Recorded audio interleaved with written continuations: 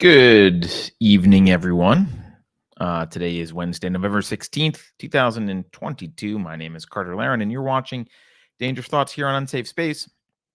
Welcome to the people who are watching on Rumble. We've had a slowly increasing number of you decide to choose Rumble, so appreciate that. For those of you who still are at YouTube, that's all right. So am I. Howdy, JB and Eloise in chat. Couple quick housekeeping things before we get started. The next book club is November 27th. It is The Girl with the Dragon Tattoo. It will be hosted by Richard Petz. He also actually has a poem that's on unsafespace.com that we've put out this week, and you can check that out there. But if you want to buy the book, you can buy the book anywhere. You can buy it through us at unsafespace.com. If you want to participate, just email speak@unsafespace.com. Let us know that you want to be in book club on the 27th, and you can join him for a discussion on The Girl with the Dragon Tattoo. Let's see.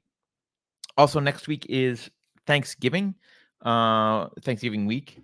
There will be no live Dangerous Thoughts show on Wednesday night, but I am going to try and write an article as I have been doing, and then producing some sort of audio / possibly video, but at least an audio recording of either a reading of the video or discussion of the video as I've been doing, so that people who want to just listen and not read have something to do on Thursday.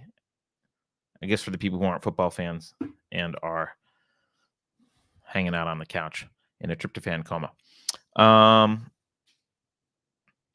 What else? I think I've mentioned this a few times. We are transitioning at Unsafe Space to much more written content and a lot less video content. Video is not going to go away completely, but we are making that transition. It's driven mostly by the fact that this is what we want to do. We don't get paid to do this. It's a hobby. So it's a money-sucking hobby. So most of us would rather write, especially me. I would rather write. So that's what we're going to start doing. And we are going to make an effort to do things like put audio versions of stuff out so that you can, if you want to wash the dishes or clean the house while listening, you can still do that. So what else?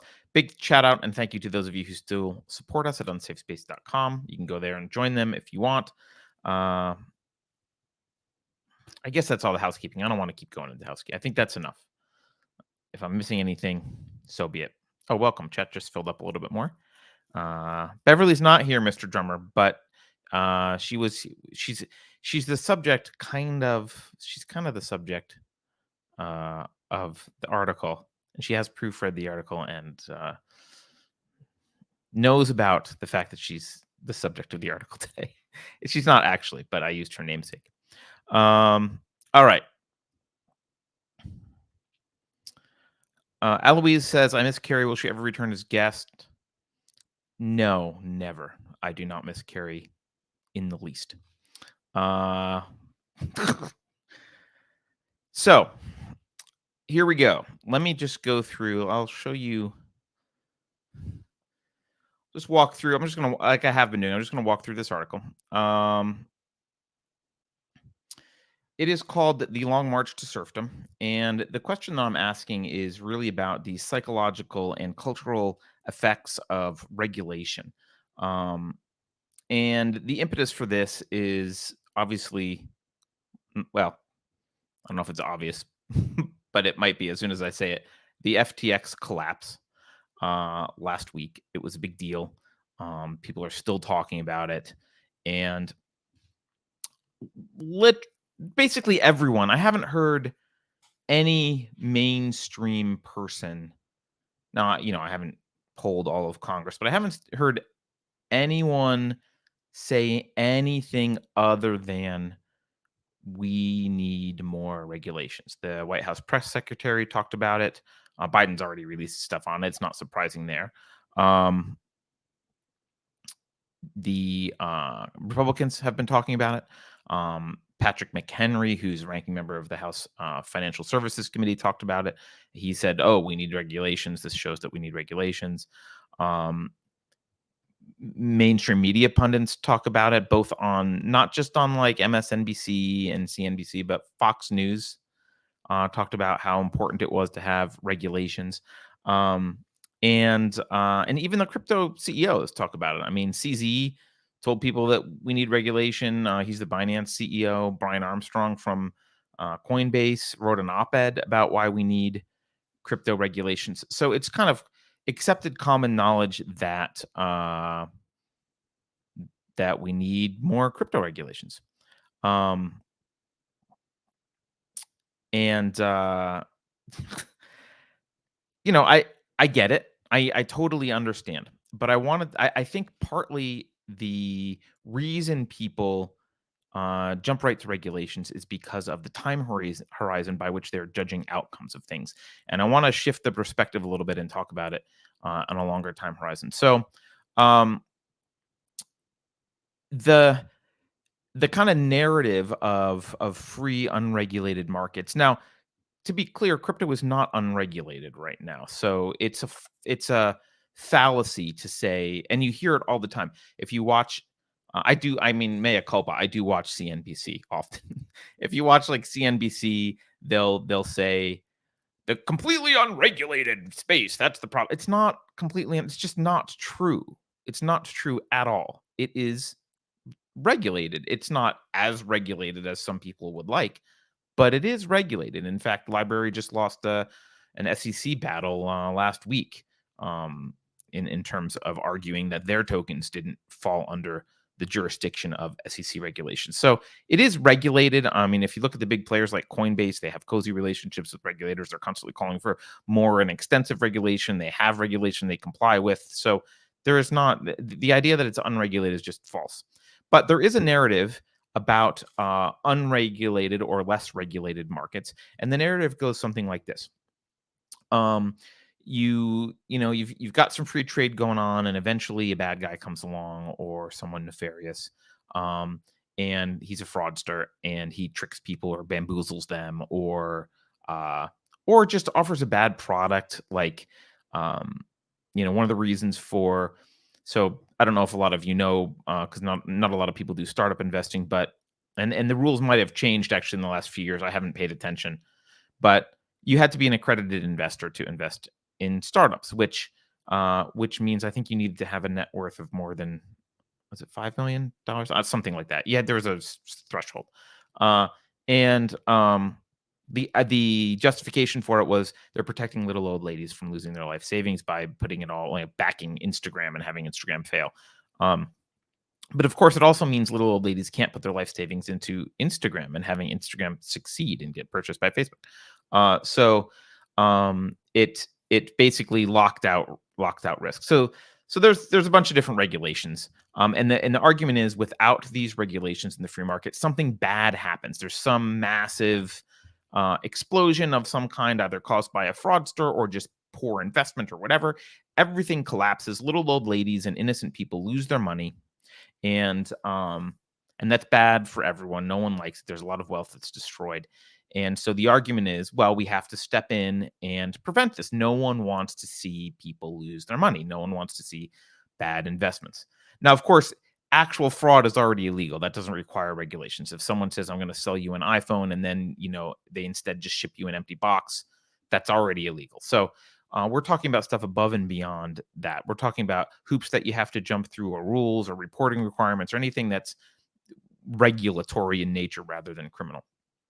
So the argument is we have to do this. We have to regulate these markets, otherwise these bad things will happen. And to have this discussion, I thought let's just walk through um, the relationship between buyer and seller and how that evolves over time based on either bad behavior or failures. So for my buyer, I named my buyer Beverly. Uh, totally, totally a coincidence. By the way, this is Beverly's.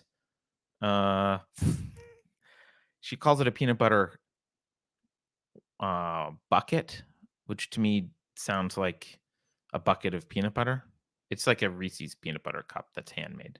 Anyway, So I called the buyer Beverly, and I called the seller Sam, in honor of Mr. Sam Bankman-Fried, who's got his initials SBF all over the news for the past, well, more than the past week, but in a negative way the past week, and all over the news for the past year in a positive way. So, um, if we think about how Beverly goes about buying her peanut butter bucket thing here, um, every transition, and I start with an easy one that's because it's simple, and my description's almost gonna sound a little bit over the top and crazy, but she every transaction she makes, there's a management decision and a process of due diligence that Beverly employs. Um, and for something as simple as buying a sweet at a sweet shop, it's almost unnoticeable, that process that she does, right? Because there's very little risk. Maybe it costs, $4.50, and what's the risk that it doesn't taste as good as last time, or that the guy takes her $4.50 and runs away? Like, it's a low risk transaction. Um, and there's also like a minuscule chance that there's anything catastrophic that would happen, right? It's it's almost a negligible probability that they're putting, cyanide in the sweets that she's buying, right? But it doesn't mean she doesn't have some kind of due diligence process, and you can see that more clearly if something crazy happens. Like if she walks into the store and everyone is choking and dying on the floor, writhing around, holding the peanut butter cups, and there's a guy from the local, in a local prison jumper standing behind the counter offering free samples, she might at that time, that's when her due diligence process goes, whoa, whoa, whoa, red flag. I'm like, let's go somewhere else and buy a candy bar, right? So she has this process that she does. And of course, when she does something more risky, more serious, more complicated, like buying a house, that process expands. So houses cost more than $4.50. Her process for buying a house is a lot more complicated than her process for buying peanut butter cups. And so she does more. Her due diligence process expands because it's a bigger risk, and her risk tolerance uh, in that situation requires more due diligence. Similarly, if Sam comes along and says, hey, I've got this cool new financial instrument. You can make 1,000, or actually on crypto, sometimes it's even more. You can make 1,000% in a year with this. Now, don't worry your pretty little head. It's very complex. But you send me a check, and you'll get 1,000% return in a year, and it's very, here's all the stuff that goes on. Now, she ought to have a very stringent due diligence process here. She might say, I need a lot of financial transparency. I need to understand what's going on. I need to see who your executives are and what the relationship is between this web of entities that you've constructed. I need to understand what's actually happening. Otherwise, the risk here is pretty high. And I'm not going to assume that um, I'm not going to assume that you are are above board. I think it's too good to be true. I need a lot of information. And of course, with things like FTX, there wasn't a lot of information, right? There was one of the problems you see in the crypto space is just an abhorrent lack of transparency. Just people that, I mean, I had someone, I think I mentioned this on a show the other day. I had someone try and talk me into something, and I asked to know who the execs were, and I wanted to see the people behind it, and they had like handles. They had like internet handles and no pictures and no names. And, and I was like, no. And later it turned out that one of them actually had been convicted of financial fraud in the past, and this whole scheme collapsed. And I'm glad I didn't invest. So, um, uh, you know, the that the risk management that Beverly would require should be a lot. Her due diligence process should be a lot more stringent. But sometimes she's going to fail. Sometimes that due diligence process isn't enough. either because she just had a poor process, her risk tolerance was too high, she was too risky, or something happened out of her control, or that she didn't predict. I mean, that competitors come in, financial markets change and whatever.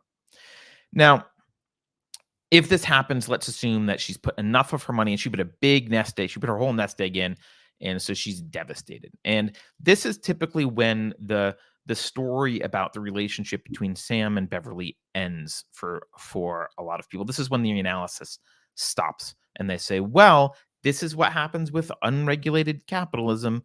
Look at that. There's no guardrails. There's nothing to protect her. Poor Beverly." And the immediate conclusion that people jump to is, well, obviously someone needs to fix this. Someone needs to, and by someone they mean federal government, right? Federal government needs to step in and regulate this. There needs to be rules about what Sam can and can't do, and what he has to say and what he can't say, and the way he has to do things. And he should fill out this paperwork and this. Blah, blah, blah. There should be rules. There should be regulations that Sam has to meet. That way, we'll prevent this from happening to anyone in the future. That's the idea. And Greg de Berton says, was Bernie Madoff heavily regulated? Yeah, I'm trying to carve out. I mean, there are people who will, fraud's always been illegal. So, yeah. But anyhow, I don't want to get bogged down actually in the FTX. I've talked about FTX. The Unsafe Space Abstract, which I forgot to mention at the beginning, is a weekly newsletter that we do every Saturday. If you want to sign up, go to unsafespace.com. There's a little 600-word description of the FTX debacle from last week in there. You can read quickly and get caught up to speed. I don't want to focus on FTX. I want to focus on this concept of regulation, because people, like I said, that story ends there. And the conclusion by everyone is we need to regulate this to save Beverly and future Beverlys from being hoodwinked by Sam. Now, that is a certain time horizon. That analysis kind of ends there. It doesn't consider what's the world like in 50 years, right? It's not a long-term horizon. So let's look at the long term if we don't do anything, and then we'll look at the long term if we do. So if there's, and I say we, I mean the government. If the government doesn't step in, let's look at the quote Wild West situation without the government and what happens over time. Well, so let's imagine that it's Wild West. There's no regulation. Now Beverly loses her money. That's devastating for her. But we can presume she's not a moron. And the reason we can presume that is if she is a moron, she will lose all of her money anyway. I mean, there's plenty of ways to lose your money. You can blow it on lottery tickets. In fact, lottery winners often blow it on other crap. So if Beverly's a moron, she will lose her money. That will just happen. There's no way to stop that. So let's assume she's not a moron. She's going to learn from this mistake. Not only will Beverly learn from this mistake, other people will see, this is a risky thing. In fact, you see that happening now. You see all over CNBC and other mainstream news organizations, you see people saying, well, there's a lot of concern about the crypto industry. Now, people are more hesitant to invest. They have tightened they've contracted their risk tolerance with respect to crypto. I think in some ways rationally, in some ways irrationally. Like Bitcoin and Ethereum are not FTX, but a lot of stuff is kind of like FTX. So, so they've contracted, and that's the response. And so similarly, Beverly and anyone who witnesses this, right, or sees it, just like we're seeing now, they adjust their due diligence process. They say, okay, well, I guess we need to be more careful because this kind of stuff is risky, these Ponzi schemes. I don't know the details about whether, and no one does yet, about whether specifically FTX was intentional fraud, just incompetence. We don't really know.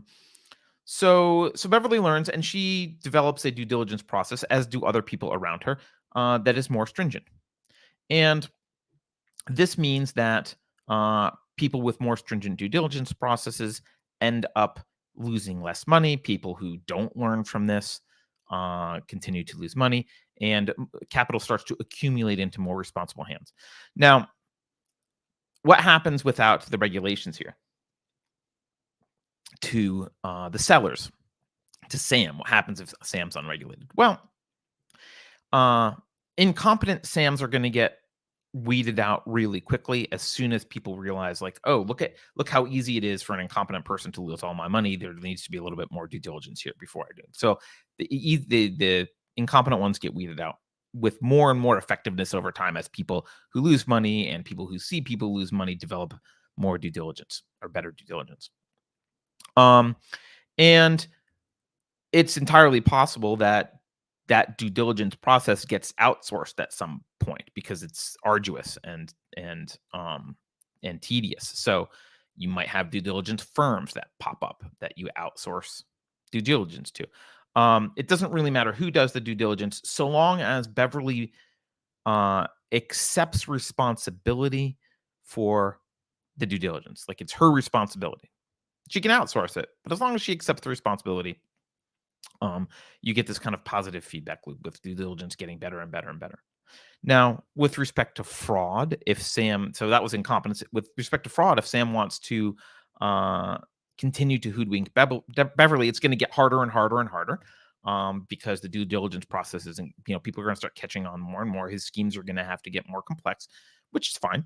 Not that he can't handle that. Maybe his schemes get more complex, tries to hide his fraud.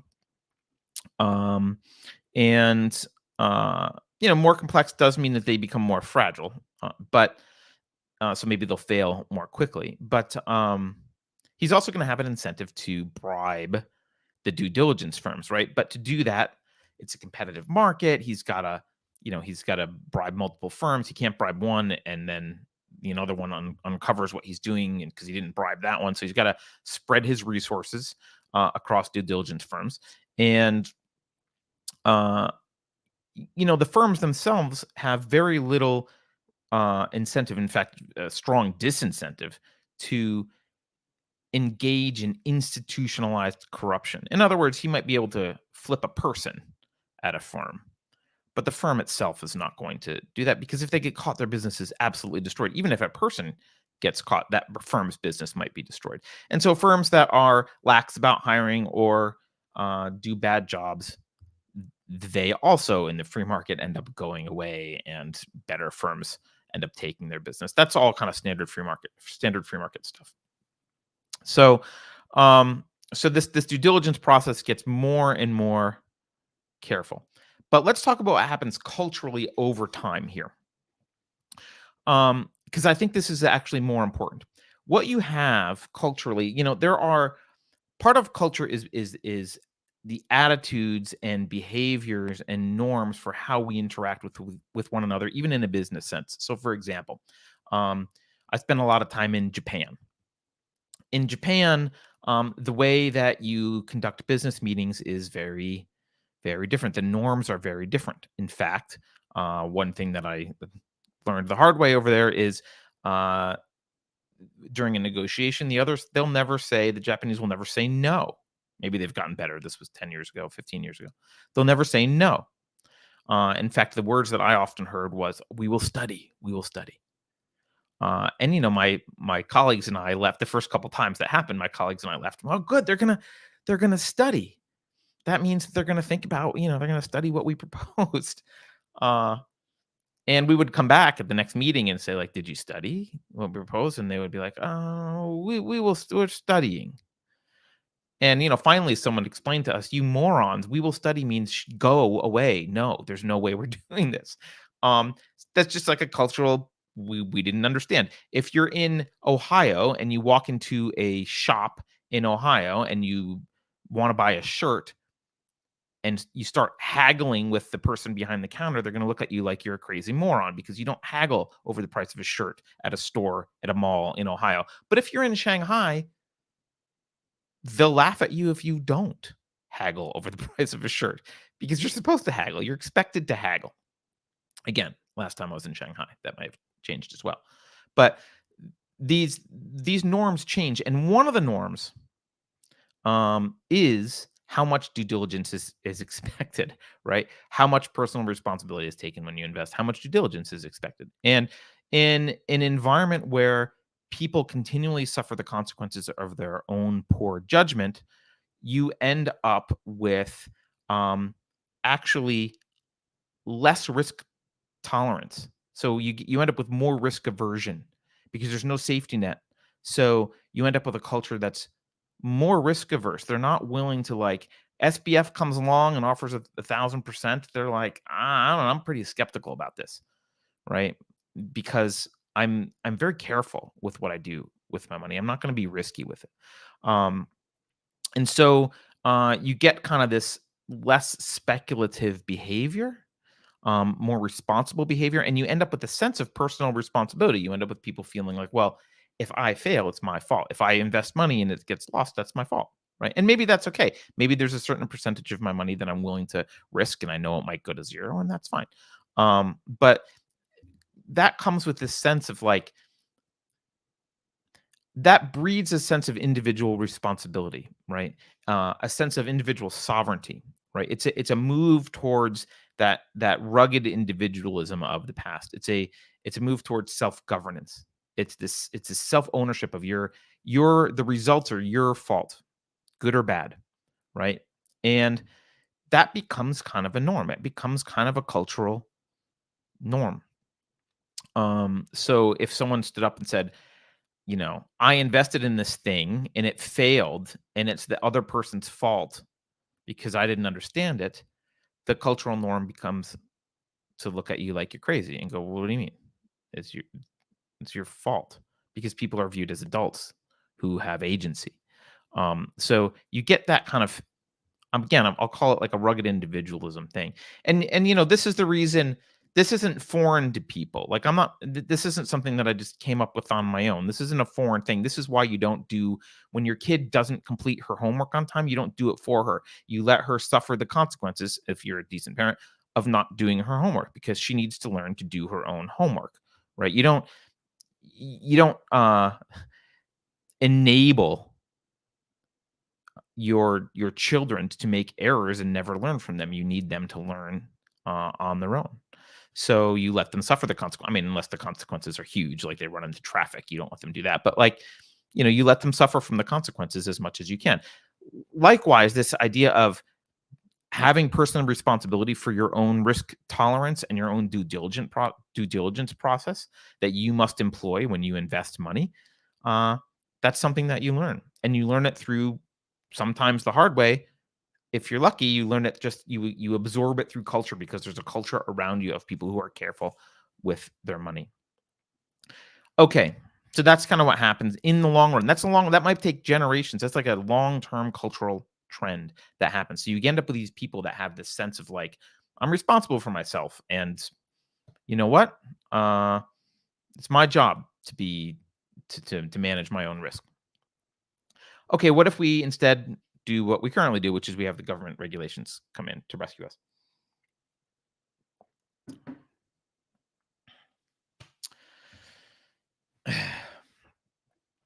So instead of kind of letting this short-term pain and long-term cultural growth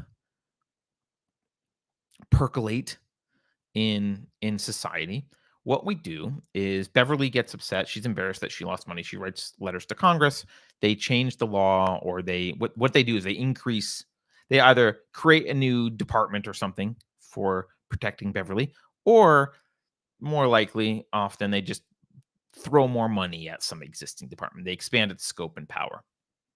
Now, um, of course, the money to expand that scope and power or to start the new department needs to come from somewhere. So that's basically borrowing, printing, taxing. Those are the three places that it comes from. They never cut something else. So it'll come from that. So who's paying that? Well, that's a socialized cost, which means the people who weren't Beverly, the people who didn't invest in Sam are paying. Granted, they might not notice because each little new thing is just some small chunk of their tax bill, right? It adds up, but they might not notice this particular chunk. But all the non-Beverleys are paying a little bit to subsidize this agency that's really just for Beverly's benefit because no one else is, only the Beverleys are going to make this stupid mistake. So, so now you're subsidizing bad decision making. You do get what you pay for. So that happens.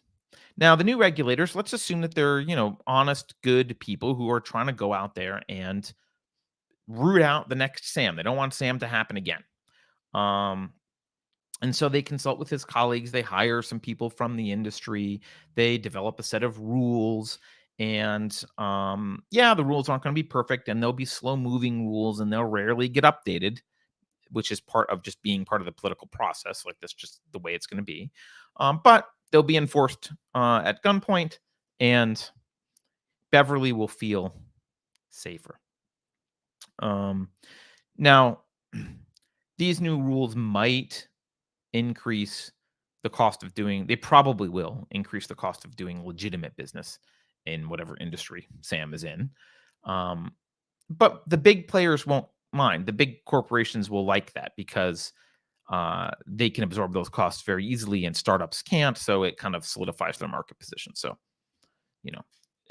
only the tiny voices complain about that. The big voices are like, yes, regulate us. That's why you have the CEO of Coinbase saying, we want more regulation. Of course you do.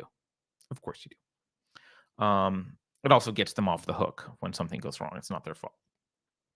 Same reason Zuckerberg wants regulation of Facebook. So what will happen? Well, the regulations, let's assume that they're going to work to some extent. I mean, we can't be completely cynical about this. Okay. Let's say that, they'll catch general ineptitude, people who can't follow the rules. They will catch copycat scammers, people who are trying to do the same thing that Sam did last time. So that's good. And they'll catch these, and, the politicians will say, look how we saved you. We saved Beverly. And people will kind of move on and say, okay, well, this problem's mostly solved. Now, this is in contrast to what they would do in a free market. In a free market, they would not move on and say the problem's mostly solved to themselves. They would say, it's my job to get better at due diligence. But in this case, they'll be like, oh, good. I don't have to really focus too much on increasing my due diligence process. Washington's taking care of it for me, right?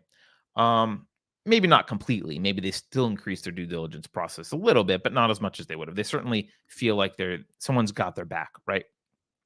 So their risk tolerance maybe doesn't go down. Maybe it increases a little bit more.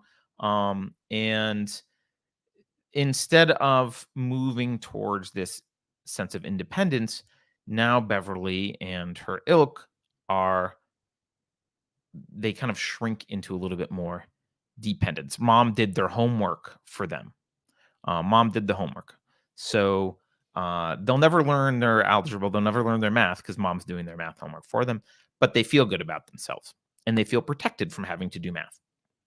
So, so what happens on Sam's side? What pressures apply to Sam? Well, he doesn't have the free market evolving due diligence process to combat. I mean, that may still exist to some extent, but it's not going to be as virulent as it was without government regulations, because everyone's kind of like, wow, there's regulations for stuff, right? So that's an easier target for him to skirt.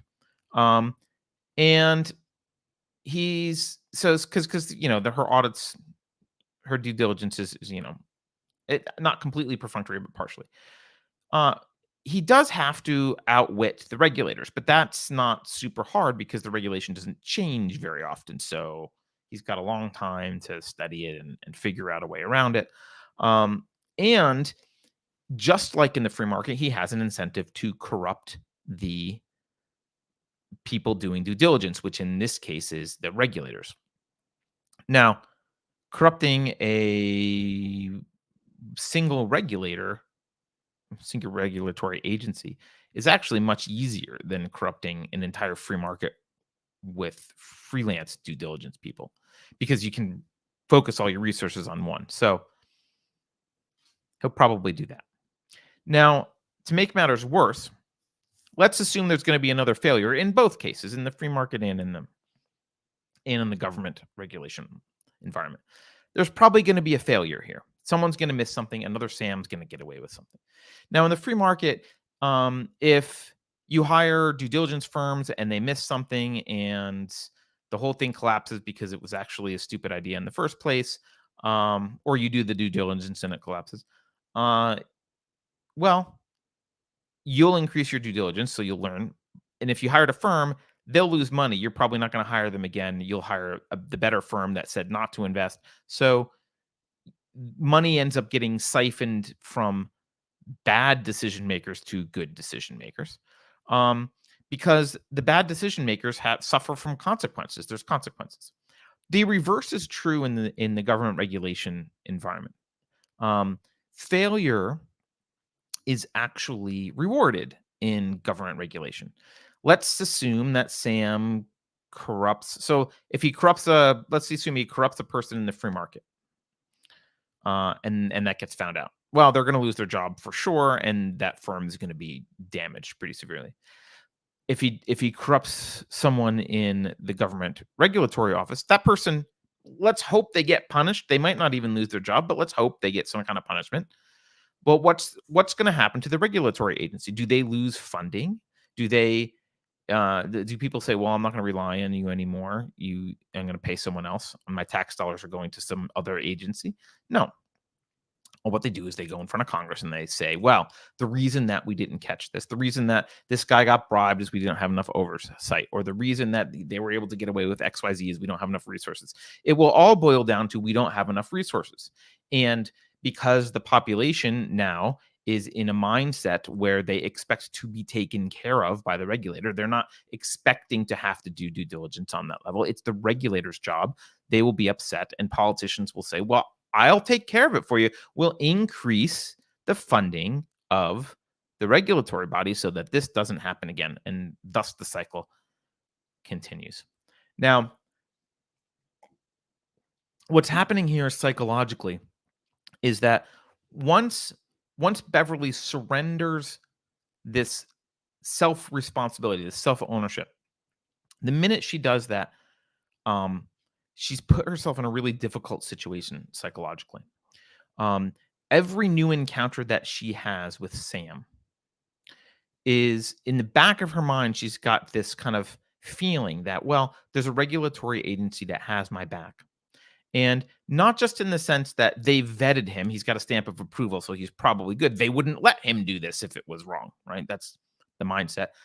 Aside from that, even if she gets defrauded again, even if they fail, she has an outlet through which to dump all of the blame, all of her blame. She can take all of her blame and dump it on the regulatory agency, all the things that she did wrong. So instead of in the free market case where she would say, "Well, what did I do wrong this time? I got to learn. I got to get better." She can just say, "I was defrauded again. It's your fault, regulators." So she doesn't have to accept any blame. And what happens is she just doubles down on the victimhood mentality that she began when she asked someone to fix her bad decision making, to save her from her bad decision making earlier on. So now she's doubled down on her victim status, right? Which, by the way, is a form of dependence. So now she's more dependent than she was in the past, which is why also if you come to her and you say, "Hey, I think we should stop this. I think we should reduce regulation or get rid of this regulatory body." Um, that kind of suggestion, I mean, try it sometimes. Try telling someone sometime, even if you don't believe this, try telling someone sometime, "Oh, the FDA should be abolished."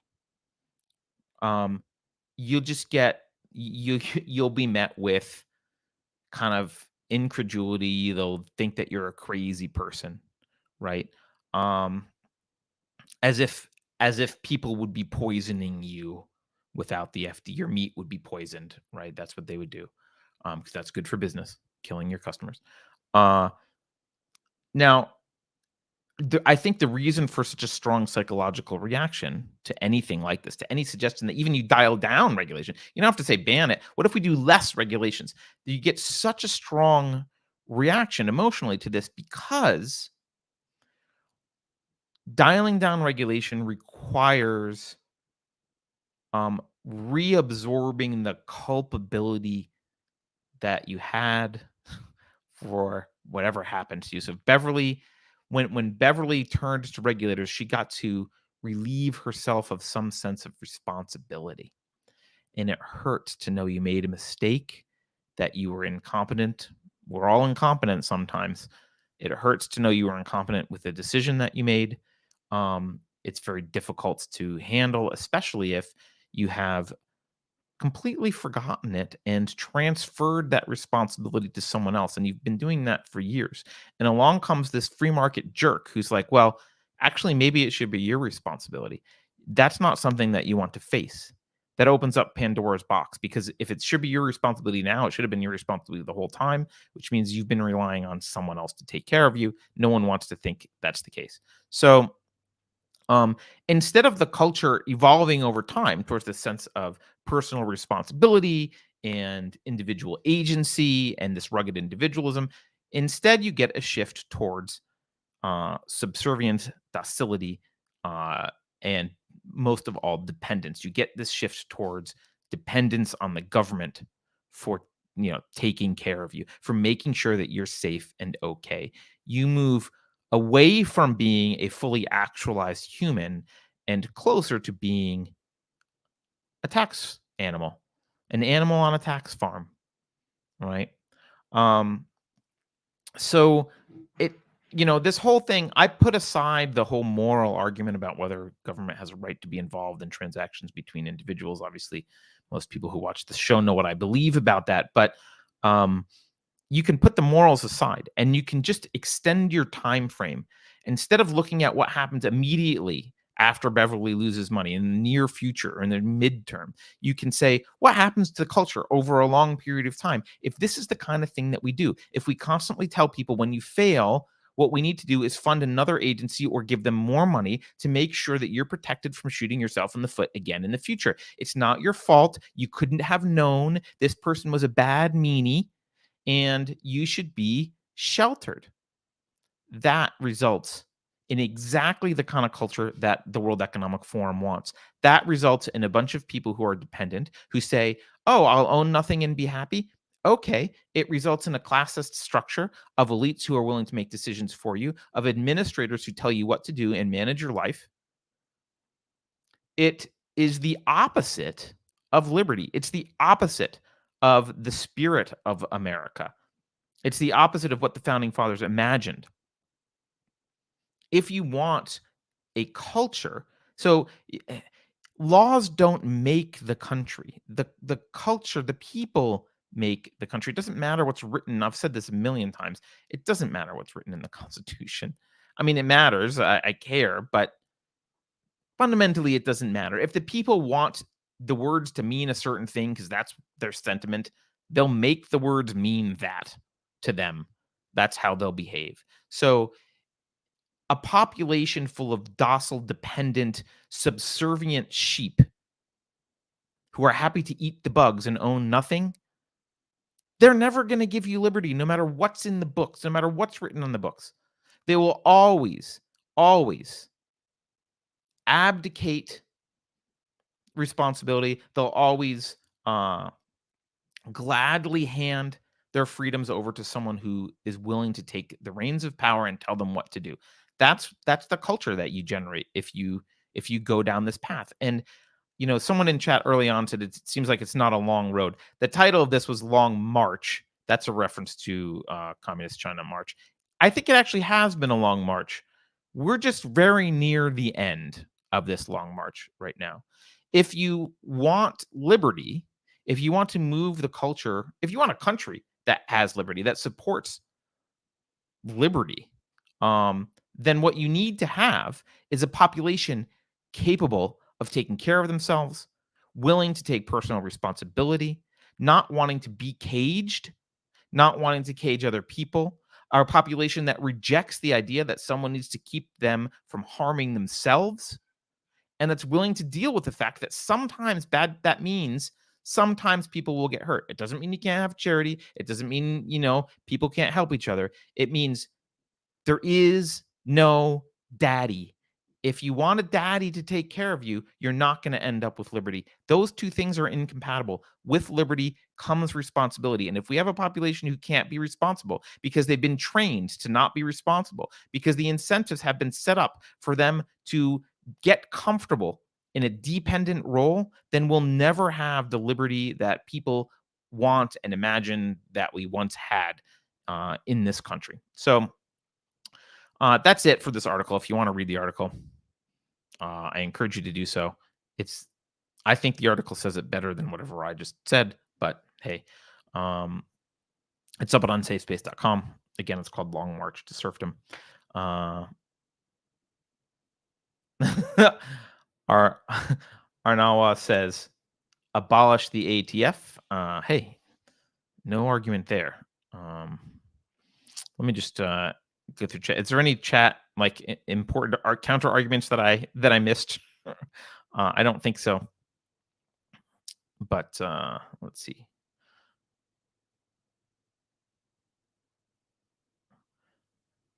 George says, I would add that they will vote for eating bugs, but not be happy when they get them. Yeah, well, but then the response will be, if you're not happy, what you need to do is fund more bugs will make you happy, and they'll be like, oh, okay. So, all right.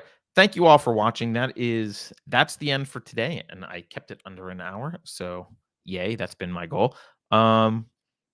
As I said, next week there's not going to be a live show, but I'll write something and get some kind of audio version up so you guys can have something to listen to. And what's going on this week? I don't know if there's anything else this week. There was a Keith earlier today did an interview with TC from Minnesota Black Robe Regiment. For those of you who remember him, friend of the show, and they talked about both him and Lisa Hansen. I think he's going to do another interview with Lisa Hansen next week. So stay tuned for that. And in the meantime, have a good rest of the week. And I will see you guys later. Please, I know not all of you read. That's fine. If you don't read, don't read. But if you do read, go to unsafespace.com. Start reading some of the stuff we're putting out. We are trying to write more and sign up for the abstract, which even if you don't read a lot, is a pretty cool little Saturday morning newsletter that gets you caught up on all the week's news. So take care, everyone. Until next time.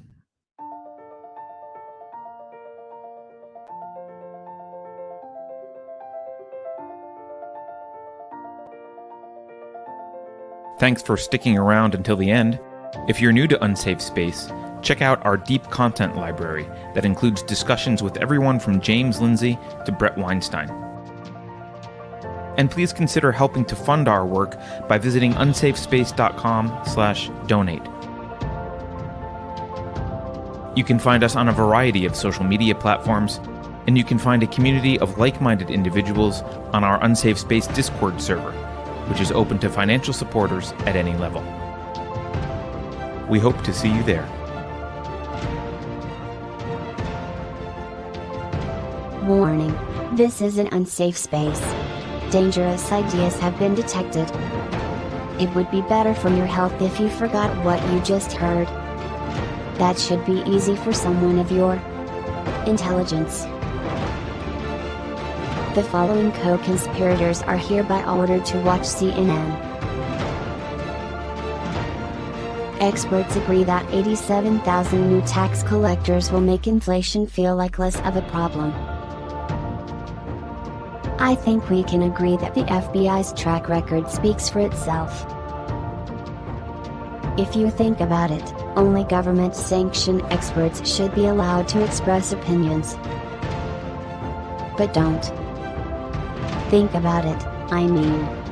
That's not your job. Thinking has been scientifically proven to be less efficient than compliance. Science, scientific, and scientifically are registered trademarks of the World Economic Forum.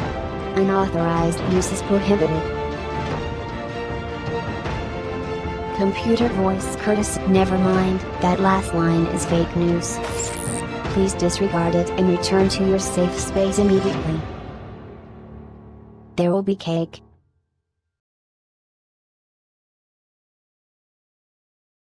The world is a mess, and I just need to rule it.